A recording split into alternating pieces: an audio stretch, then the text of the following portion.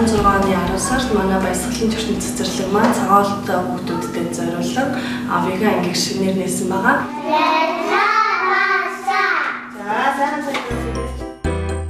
Цагаан хоолны эрүүлжүүлэх аж тус. Монголчууд эртнээс жилийн 9 сард сүү цагаан эдээгэр хооллож гэдэс сайлгах уламжлалтай байжээ. Монголчуудын энэ өвөр мөц уламжлал нь сүү цагаан эдэнд суурилсан байх учраас цагаан хоол гэж нэрлэдэг. Идүүгээ сүү цагаан эдэнээс гадна хүнсний ургамлаар хийсэн хоолыг цагаан хоолнд тооцдог болжээ. Ургамлын гаралтай хүнс хэрэглэгчдийг олон улсад ногоон хоолтон буюу веган гэж нэрлэдэг.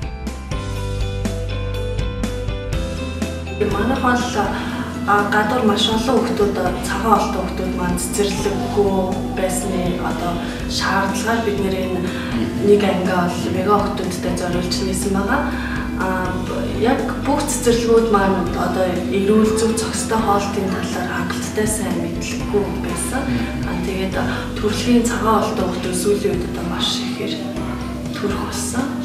Эцэг их нь махан хоолтой байсан ч гэсэн огт мах иддэг хүүхдүүд бол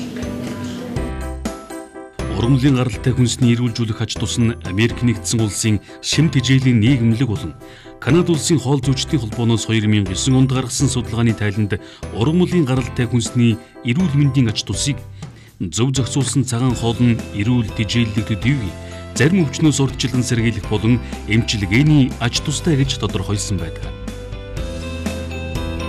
Бидний хэрэгцээ шаардлагыг бүрэн хангаж хамтран ажилладаг Бүрхтийн цог компанид баярлалаа.